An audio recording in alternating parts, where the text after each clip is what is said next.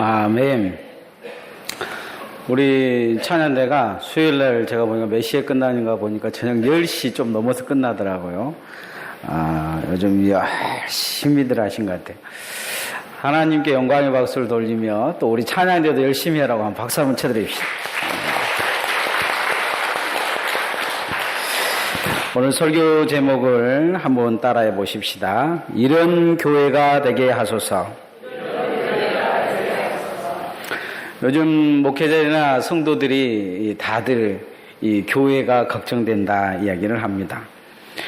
이 목회자들이 성경에서 가장 이상적인 교회로 생각하는 교회가 오늘 우리가 읽은 안디옥 교회입니다. 안디옥 교회는 예루살렘 교회가 박해를 받을 때 헬라파 유대인들이 흩어졌는데 그 수데반의 순교로 흩어진 헬라파 유대인들이 모여서 세운 교회가 안디옥 교회입니다. 당시 예루살렘의 교회는 유대인들에게만 복음을 전했어요. 이방인들에게는 담을 쌓고 이방인에게 복음을 전하는 것에 대해서 논쟁이 아주 많았습니다. 이 고넬료의 집에 처음으로 이방인 가정으로 복음을 받고 성령 받았는데 베드로가 거기서 갔다고 이제 예루살렘의 지도자들이 막 논쟁이 일어나요.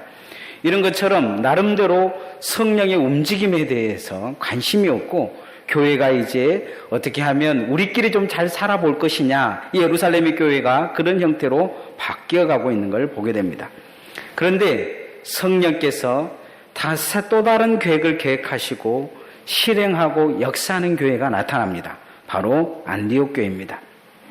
왜 성령께서 예루살렘 교회보다 안디옥 교회에 이제 이방인의 선교의 사명을 맡기셨겠습니까? 그건 이 안디옥 교회가 준비되어 가는 교회, 준비된 교회였기 때문입니다. 하나님 앞에 우리 삼기가 나눔의 교회도 이렇게 하나님이 쓰실 만한 준비가 되어져 가고 준비된 교회가 되어지기를 소원합니다. 목사들과 성도들이 가장 부러워하는 교회, 그것은 교회 건물이 예쁜 건물도 아닙니다. 우리 교회도 그 교회 건물이 예쁘지 않습니까? 교회 건물이 뭐 비싼 것도 아닙니다. 어떤 교회는 저한테 그런 이야기를 해요. 자기 교회 땅 한 평이 몇 평이 얼마인 줄 아냐? 예? 제가 알아서 뭐 하겠습니까? 살지도 않을 것인데. 이 교인 수가 많은 것에 대해서 자랑하기도 합니다. 어떤 교회는 우리 교회에 돈이 얼마나 많은 줄 아냐? 많으면 뭐 할 겁니까? 목사 돈도 아닌데. 교회다운 교회를 원하고 있는 것입니다. 교인다운 교인을 원하고 있는 거예요. 그럼 목회자들과 성도들이 부러워할 만한 교회가 무엇이냐? 바로 이 안디옥 교회입니다. 우리 섬기가 나눔의 교회가 이 한국에 있는 모든 교회들이 부러워할 만한 그런 안디옥 교회 같은 교회 되어지기를 소원합니다. 왜 이 교회가 교회다운 교회의 모습을 가지고 있느냐? 첫 번째는 이 교회는 특징이 하나 나타나기 시작하는데 그건 뭐냐면 기도로 구별되어진 교회였다는 것입니다. 따라합시다. 기도로 구별되어져야 합니다. 예, 여러분의 집에 부인들의 명품 가방이 가끔 보이지 않겠습니까? 이것이 진짜인지 가짜인지 판명한 방법을 제가 가르쳐 드리겠습니다. 그건 뭐냐면 이 가방을 들고 이 시어머니한테 이걸 주면 어떻겠냐 이렇게 물어보면 펄쩍 뛰면 그건 명품이고 줍시다 하면 가짜라고 합니다. 구별하는 법이 아주 간단하죠. 교회도 교회다운 교회와 그렇지 않는 교회를 구별하는 방법이 있는데 그건 뭐냐면 그 교회가 기도하는 교회냐 아니냐를 보면 알 수 있다고 합니다. 설교의 왕자라고 불리는 분이 있습니다. 영국의 최고의 설교가 스퍼전 목사님입니다. 이 목사님이 이제 그 목회한 교회는 한 6,000명 정도 출석을 했다고 해요. 많게는 이제 뭐 15,000명 정도 출석을 했다고 하는데 이 교회를 방문하면 사람들이 목사나 종교 지도자들을 방문하면 꼭 데리고 간 곳이 있었다고 해요. 그건 뭐냐면 자기 교회 맨 지하 기도실에 데리고 갔다고 해요. 거기는 스퍼전 목사님을 위해서 끊임없이 교회를 위해서 기도하는 사람들이 있었다고 합니다. 사람들이 그걸 보여주면서 이것이 나의 목회의 비밀입니다. 이렇게 이야기를 했다고 해요. 그리고 이 우리 교회의 이 발전소입니다. 이렇게 이야기를 했다고 합니다. 근데 스포츠 목사님이 다른 교회로 옮기고 나서 이 교회가 비틀거리기 시작했습니다. 많은 종교학자들과 목회자들은 왜 그 교회가 무너졌느냐? 그것은 바로 기도가 사라져버렸기 때문이다. 이렇게 이야기를 합니다. 스포츠 목사님이 다 옮겨갔기 때문이라고 생각하지만 그것이 아니고 기도가 없어져 버렸다는 것입니다. 기도는 교회를 움직이는 발전의 힘입니다. 기도하는 곳에 성령이 역사하는 것을 볼 수 있습니다.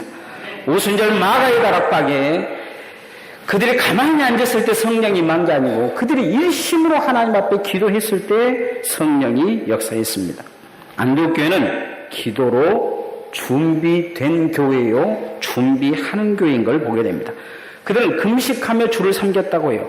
자신의 육신을 주겠다는 것입니다. 금식은 바로 기도와 연결되어 있는 것입니다. 기도로 깨어있는 것입니다. 그래서 그들을 하나님이 쓰시기를 원했습니다. 자, 2절, 3절 말씀 한번 같이 읽어봅시다. 시작. 주를 섬겨 금식할 때에 성령이 이르시되 내가 불러 시키는 일을 위하여 바나바와 바울을 따로 세우라 하시니 이에 금식하며 기도하고 두 사람에게 안수하여 보내니라. 금식하며 준비된 교회랬던 거예요. 그런데 성령 있는 그들에게 바나바와 바울을 따로서 선교사로 세우라고 이야기하니까 그들은 또 무엇으로 했느냐? 기도로 금식하면서 준비해가는 것을 보게 됩니다. 이 준비된 교회를 하나님이 성령이 사용하신 것을 볼 수가 있습니다. 우리 교회도 이렇게 기도로 준비되어지고 준비되어가는 세상의 교회와 같지 않는 구별된 교회가 되어지기를 소원합니다. 사도행전 12장 5절에 보면 베드로가 이 감옥에 갇힌 일이 있어요. 야고보가 먼저 순교하고 이제 베드로가 죽을 날짜만 잡아놓고 있습니다. 그런데 베드로는 마음이 너무 편했는지 이왕 죽을 거 빨리 죽자 하고 코를 골고 자고 있었어요. 그런데 옆에서 누군가 와가지고 일어나라고 이야기합니다. 베드로야 일어나라 일어나라. 꿈쩍을 안 해요. 이 코를 골고 너무 깊게 잠을 드는 것 같아요. 그래서 그 사람이 발로 걷어찹니다. 베드로 옆구리를 걷어차자 베드로가 이제 눈을 부시시 뜨고 일어나니까 일어나라고 이야기해요. 베드로가 이 손에가 이 쇠사슬이 차져 있는데 딱 일어나자 이 쇠사슬이 탁 풀어집니다. 발이 차고도 풀어졌다고 이야기해요.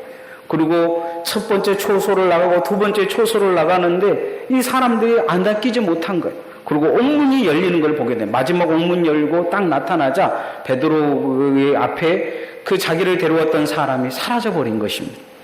베드로가 그래서 이제 자기가 그 기도했던 그 기도의 교회 사람들이 있는 곳으로 갔습니다. 가서 막 문을 두들겼어요. 그러니까 안에 베드로 잡혀가고 다들 두려워하고 있어서 누가 나와서 봤냐면 어린 계집종 노대라는 계집종이 나와서 이렇게 빼꼼히 쳐다보니까 거기 베드로 사도가 있는 거예요. 다시 문은 안 열어주고 뛰어들어가서 베드로 사도가 있다고 하니까 그 안에 있던 사람들이 미쳤다고 그랬어요. 미쳤다 너. 그러면서 이제 어린이 나와서 보니까 정말 베드로가 거기 서 있었던 것입니다.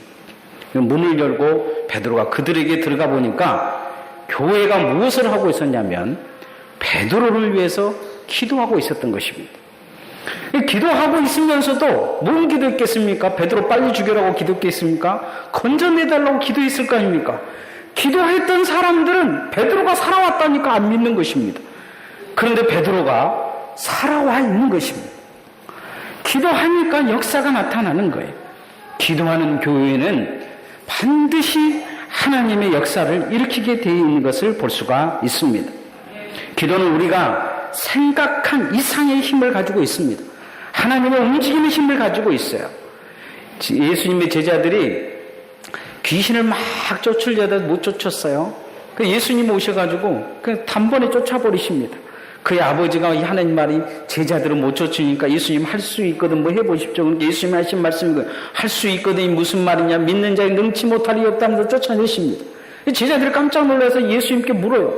예수님은 왜 쫓고 우리는 못 쫓습니까? 그러니까 예수님 하신 말씀이 기도 외에는 다른 능력이 일어날 일이 없다 이야기합니다.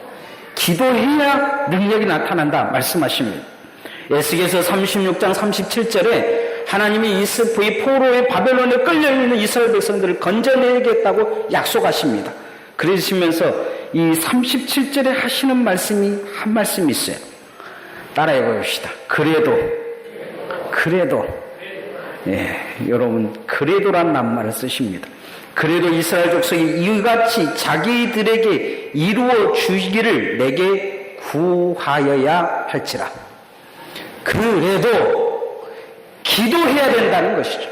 하나님의 거대한 뜻을 가지고 있고 이루어주려고 약속을 하고 있고 그들은 그 꿈도 없어요. 이스라엘 포로 있는 사람들을 언제 건져줄지 하나님 어떻게 해줄지 아무 생각이 없으면 하나님은 이미 계획하고 이루시는 목적을 가지고 있지만 그래도 그 사람들의 입에서 기도 소리가 나와야 이루어질 것이다 말씀하십니다. 우리가 하나님 앞에 기도해야 될 줄 믿습니다. 예루살렘 교회가 그렇게 기도하다가 이제 기도는 멈춰버리고 이방 선교도 멈춰버리고 자기들끼리 이방인을 전도하는 것이 옳으냐 그르냐 하고 아주 멱살 잡고 싸우고 있는 그 상황에 기도하는 교회가 나타납니다. 그 기도하는 교회가 누구냐? 바로 안디옥 교회였습니다. 오늘날 우리 교회도 이것이 옳으니 저것이 옳으니 따지기 전에 하나님 앞에 기도하는 교회가 되어야 될 줄 믿습니다. 기도하는 성도들이 되어주시기를 소원합니다. 그래야 교회다운 교회의 모습을 갖게 될 것입니다. 하나님은 우리에게 역사하시는 교회가 될 거라는 것입니다. 두 번째 이 안디옥 교회의 특징은 뭐냐면 성령께 순종한 교회였다는 것입니다. 따라하십시다. 성령께 순종합시다.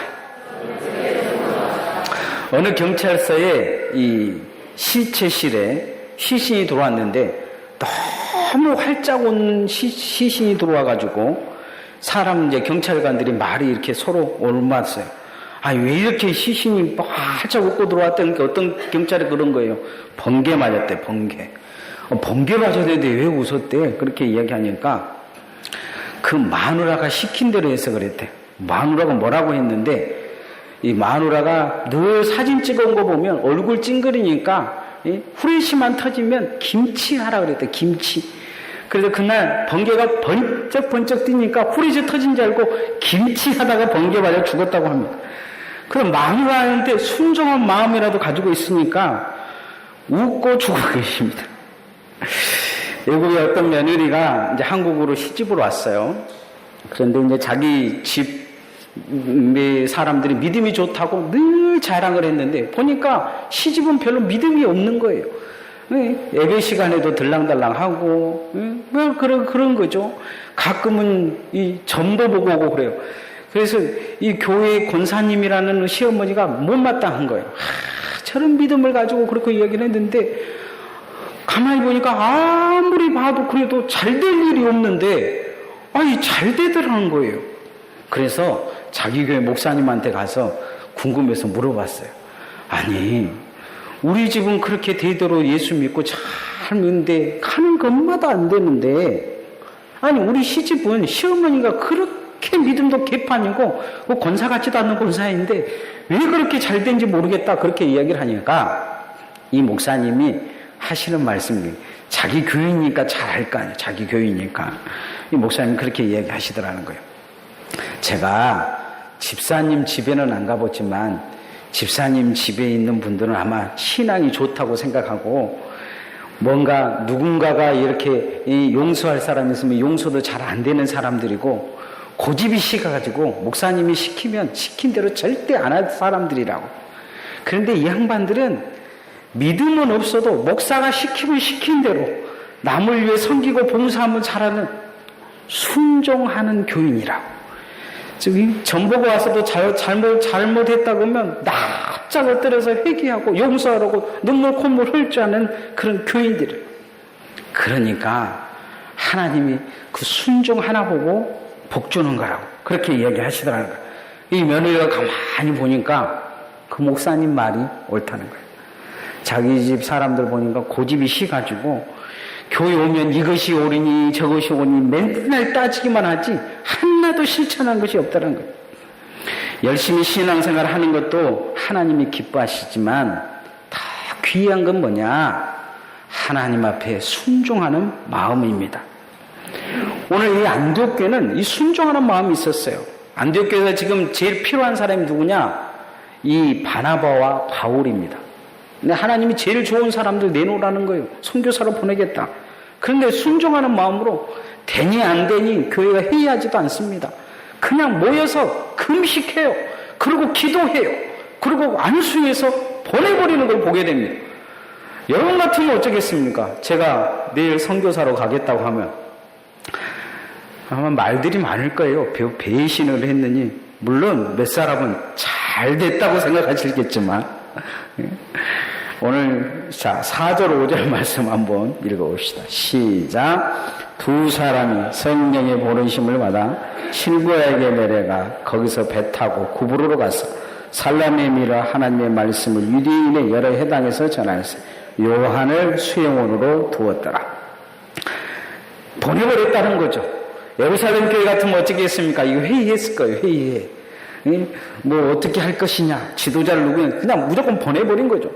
성령의 보내심을 받아 성령께 순종한 것입니다. 우리 교회도 하나님 앞에 하나님의 말씀이 하라는 것은 순종하기를 소원합니다.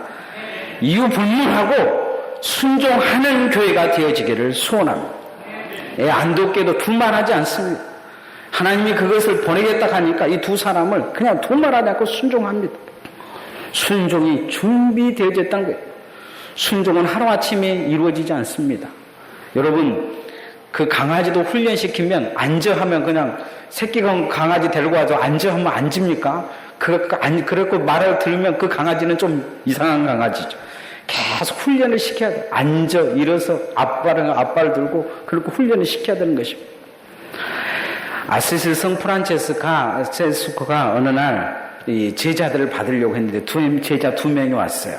2명에게 배추 하나씩 주면서 그렇게 이야기했어요. 가서 거꾸로 심으라 그랬어요. 근데 한 사람은 가서 조용히 거꾸로 심었어요.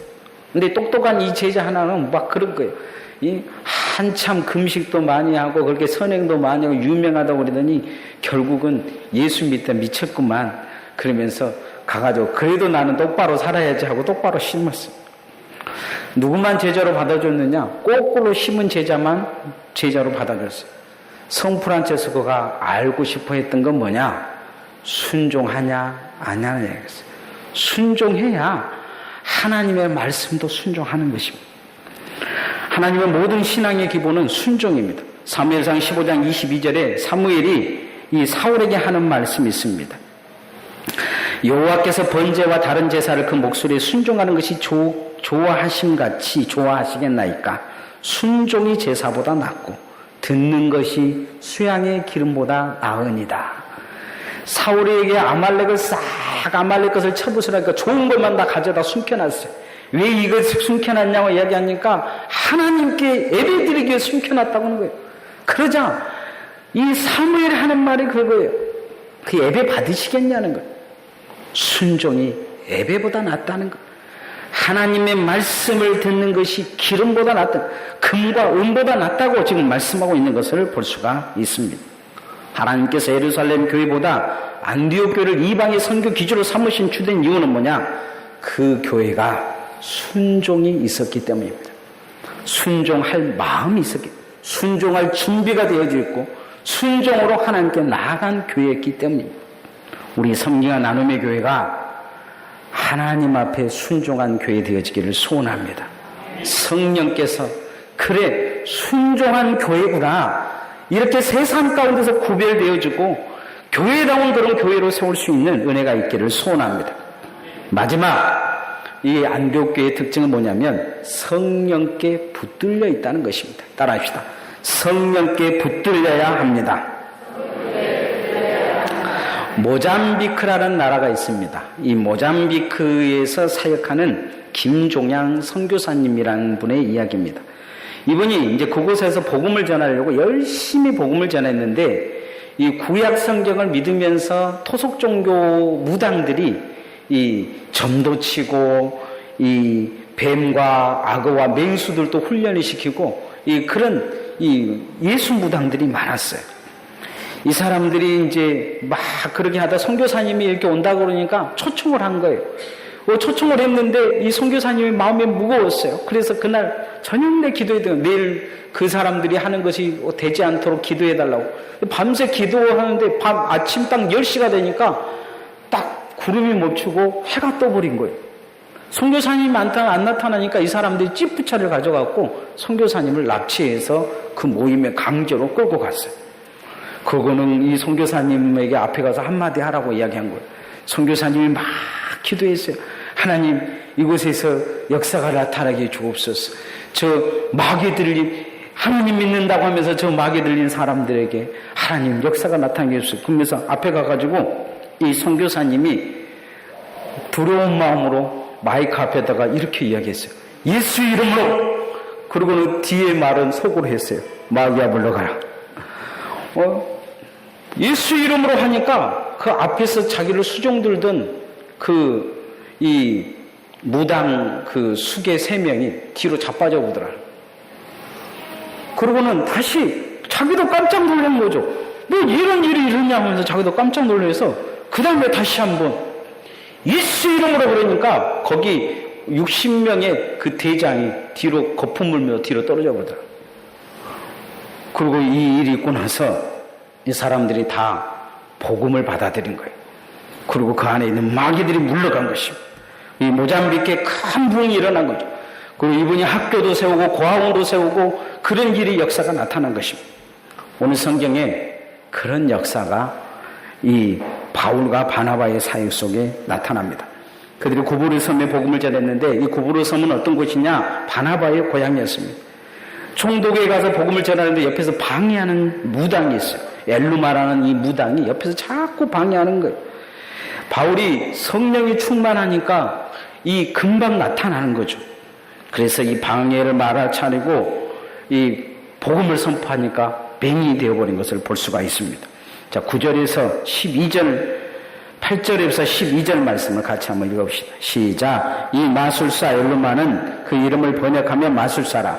그들을 대적하여 총독으로 믿지 못하게 힘쓰니 바울이라고 하는 사울이 성령에 충만하여 그를 주목하고 이르되 모든 거짓과 악행이 가득한 자요 마귀의 자식이요 모든 의의 원수요 주의 바른 길을 굳게 하기를 그치지 아니하겠느냐.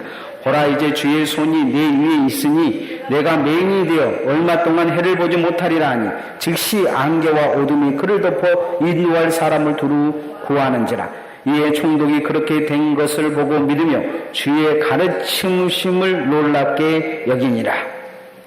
오늘 성경에도 보면 복음을 전하는 곳에 사단의 역사가 반드시 일어납니다. 그런데 이 사단의 역사는 사람이 힘으로 할 수가 없어요. 인격적으로 안 됩니다. 윤리적으로 가르칠 수가 없어요. 이것은 성령이 역사해 주셔야 됩니다.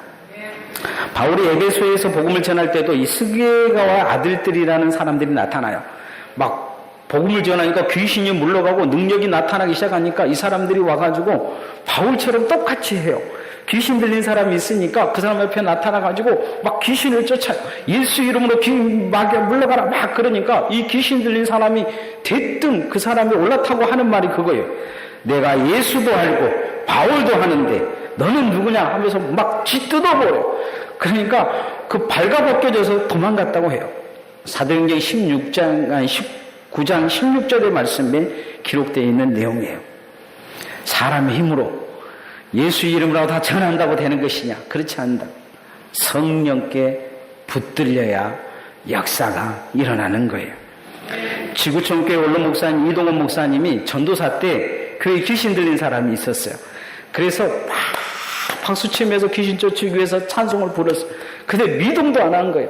안 되니까 이제 돌아가면서 성경을 읽기 시작했어요. 한 구절 이렇게 쭉 읽어가는데, 저도 한 절 읽고, 이게 장로님도 한 절 읽고, 쭉 이렇게 읽어가는 그 중에 어떤 사람이 성경을 딱 읽는 중에 갑자기 미동도 않고 가만히 고개 숙이고 있던 이 사람이 피식 웃으면서 고개를 딱 들면서 하는 말이 그 성경 읽은 한 사람한테 많은 말이 그런 거예요. 너는 안 믿잖아. 그러더라는 거예요. 너는 안 믿잖아. 이 사람이 깜짝 놀란 거죠. 자기가 안 믿은 것이 드러나 버린 거예요. 놀래 잡힌 이 사람이 그 자리에서 무릎을 꿇고 주님 용서해 주세요. 주님 용서했고 막 울고 불고 기도하니까 나머지 사람들도 놀래가지고 막 울고 기도하는 그 순간에 귀신이 나가더라는 거예요.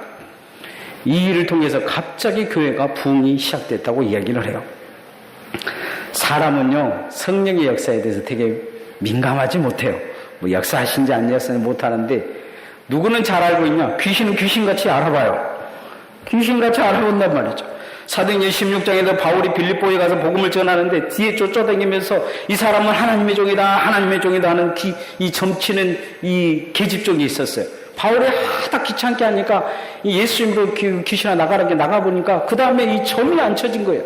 이 여종이 정을 쳐야 주인이 먹고 살 것인데 이 여종이 귀신 나가본 거 배려 본 거잖아요. 그러니까 고발해서 나중에 바울과 실라가 감옥에 갇히게 돼요. 어떻게 귀신 들린 사람들이 바울을 알아봤을까요? 그 안에 성령이 붙들려 있기 때문이에요. 우리 교회도 이렇게 성령께 붙들리기를 소원합니다. 저는 목회를 하면서 귀신 들린 사람들이 교회에 들어오면서 주저주저 하는 것을 많이 봤어요. 제가 전에 있는 포동교에서도 어떤 집사님이 집에서는 멀쩡하게 다가오는데 예배당 앞에만 오면 예배당을 못 들어온 거예요. 이유는 뭐냐면 머리가 깨지겠다는 거예요. 어떤 다른 집사님은 교회에 들어오려고 하면 가슴에 뭔가 이렇게 쥐어짜는 게 있어서 집으로 돌아가면 다시 편해져 버린다고. 우리 교회도 작년에 어떤 분을 전도를 했는데 교회만 오면 머리가 아프다 그래요. 이유가 뭘까요? 그것은 성령이 역사하기 때문이에요. 우리 교회가 이렇게 성령에 붙들려 있는 교회 되어지기를 소원합니다. 교회가 성령께 붙들려 있어야 사단의 역사가 끊어지는 것입니다. 마귀는 죽이고 멸하러 왔다고 주 예수님이 말씀하고 있는 걸 보게 됩니다. 바울이 가는 곳곳마다 어둠의 권세가 깨어진 것은 안디옥 교회에서부터 성령께 붙들려 와 있기 때문입니다. 우리 성령 나눔의 교회가 성령께 붙들리면 성도들도 성령께 붙들려서 가는 곳곳마다 가정마다 하나님의 역사가 일어날 줄 믿습니다. 그렇게 우리는 성령께 붙들려 살아야 되는 사람들입니다. 우리 교회가 그런 교회 되어지기를 위해 기도하며 더 그렇게 또 성령께 붙들리기 위해 성령을 구하는 은혜가 여러분의 삶에 있기를 소원합니다. 이제 말씀의 결론을 맺겠습니다. 교회다운 교회가 오늘날에 많은 성도들과 목회자들이 부족하다고 이야기를 합니다. 근데 왜 교회다운 교회가 없을까요? 그것은 기도가 줄어들고 있기 때문입니다. 우리 교회가 교회다운 교회가 되기 위hen 기도하는 교회가 돼야 됩니다. 안디옥 교회는 기도로 준비했고 또 하나님이 일을 시키자 기도로 또 준비해가는 것을 볼 수 있습니다. 교회다운 교회가 되기 위해서는 철저히 말씀에 순종해야 됩니다. 말씀에 붙들려 살아야 됩니다. 순종하는 교회가 되어야 됩니다. 우리 교회가 그렇게 순종하는 교회가 되어지기를 소원합니다. 그럴 때 성령의 역사하십니다. 성령께 붙들려 살아야 됩니다. 하나님 앞에 그렇게 성령께 붙들리는 하나님의 교회로, 그래서 이 땅에 정말 많은 사람들을 살리는 교회다운 교회, 그런 은혜로운 교회가 섬김과 나눔의 교회로 드러나기를 소원합니다. 찬양하겠습니다.